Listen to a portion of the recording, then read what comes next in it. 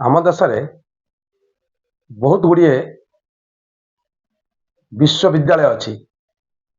ଅତି ଦୁଃଖ ଆଉ ପରିତାପର ବିଷୟ, ଆମର ୟୁନିଭର୍ସିଟି ଗୁଡ଼ିକ ବା ବିଶ୍ୱବିଦ୍ୟାଳୟ ଗୁଡ଼ିକର ଅବସ୍ଥା କେତେ ଶୋଚନୀୟ।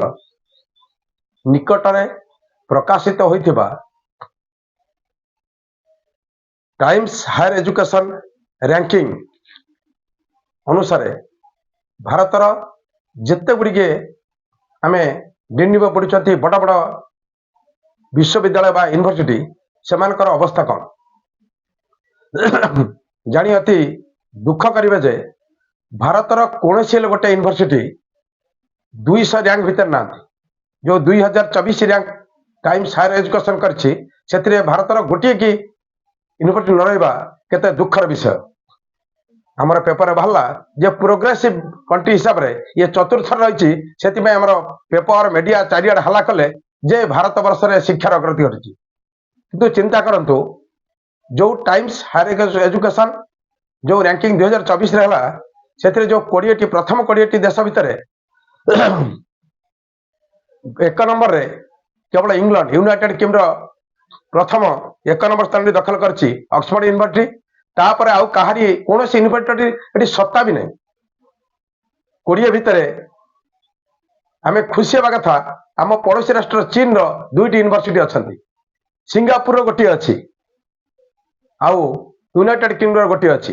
ଆଉ ସବୁ ୟୁନିଭର୍ସିଟିର ର୍ୟାଙ୍କିଂ ଯୁକ୍ତରାଷ୍ଟ୍ର ଆମେରିକା ପୋଛି ନେଇଛି।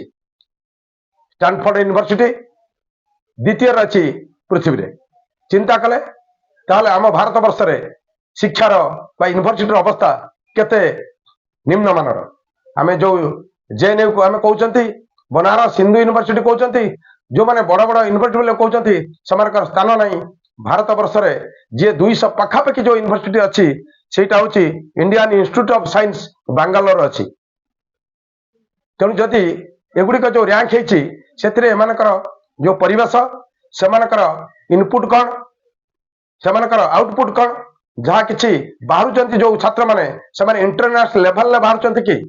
ଯଦି ଇଣ୍ଟରନ୍ୟାସନାଲ ଲେଭେଲରେ ନ ବାହାରିବେ, ତାହେଲେ ସେ ୟୁନିଭର୍ସିଟିର ମାନ୍ୟତା ପାଇବାରେ ପଛୁଆ ପଡ଼ିଯିବ। ତେଣୁ ସେଇ ଦୃଷ୍ଟିରୁ ଆପଣମାନେ ଚିନ୍ତା କରନ୍ତୁ, ଯଦି ୟୁନିଭର୍ସିଟିର ର୍ୟାଙ୍କ ନାହିଁ, ତାର ହେଉଛି ପାଠପଢ଼ା ଠିକ ନାହିଁ। ଯେଉଁ ଟିଚର ମାନେ ଆପଣମାନେ ପାଉଛନ୍ତି, ସେମାନଙ୍କର କାପାସିଟି ଏବଂ ଲିଡରସିପର କ୍ୱାଲିଟି ନାହିଁ, ତାହେଲେ ସେ ୟୁନିଭର୍ସିଟିରେ ପଢୁଥିବା ଛୁଆମାନଙ୍କୁ ମିଛରେ କହୁଛନ୍ତି ଯେ ଭାରତ ବର୍ଷରେ ବହୁତ ଭଲ ୟୁନିଭର୍ସିଟି ଅଛି। କିନ୍ତୁ ଆମେ ଖାଲି ମିଛରେ ଆମର ଯେଉଁ ନାଳନ୍ଦା ୟୁନିଭର୍ସିଟି, ତକ୍ଷଶିଳା ୟୁନିଭର୍ସିଟିକୁ ଆମେ ସେଇ ଅତୀତର ୟୁନିଭର୍ସିଟି ମହେଞ୍ଜୋଦାରୋ ହରପ୍ପାକୁ ସବୁଦିନ ଖାଲି ମନେ ପକେଇକି, ଅତୀତର ଇତିହାସକୁ ମନେ ପକେଇକି ମିଛରେ ଡିଣ୍ଡିମ ପିଟିବାର କିଛି ଆବଶ୍ୟକତା ନାହିଁ। ବର୍ତ୍ତମାନ ଆମର ଯେଉଁ ର୍ୟାଙ୍କ ଅଛି, ସେଥିରେ କେତେ ଅପମାନିତ, ଆମେ କେତେ ନିର୍ଦ୍ଦୟ ଭାବରେ ଅପମାନିତ, ସେ କଥା ଆପଣ ବୁଝିପାରୁଥିବେ। ତେଣୁ ସମସ୍ତେ ଚେଷ୍ଟିତ ହେବା ଦରକାର। ଆମେ ଯଦି ଇଣ୍ଟରନ୍ୟାସନାଲ ଷ୍ଟାଣ୍ଡାର୍ଡର ୟୁନିଭର୍ସିଟି ଏବଂ ଛାତ୍ର ପ୍ରସ୍ତୁତ ହେବେ, ପୁଣି ଶିକ୍ଷକ ସେଇ ଷ୍ଟାଣ୍ଡାର୍ଡ ହେବା ଦରକାର, ଯିଏକି ସୃଷ୍ଟି କରିବା ପାଇଁ ତାର ଦକ୍ଷତା ଥିବା ଦରକାର। ନହେଲେ ଏଇଭଳି ଆମେ ପଛରେ ପଡ଼ିଥିବା ଯୁକ୍ତରାଷ୍ଟ୍ର ଆମେରିକା ସବୁ ୟୁନିଭର୍ସିଟି ଗୁଡ଼ିକ ସେଇ ଟପ୍ରେ ଥିବ, ଆମେ ସବା ପଛରେ ଥିବା।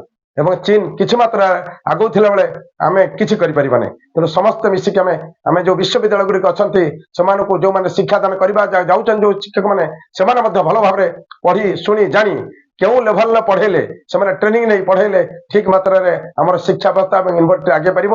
ନଚେତ ନୁହେଁ, ଅତି କଦାକାର ଭାବରେ ଆମେ ସବୁଦିନ ପାଇଁ ରହିଯିବା।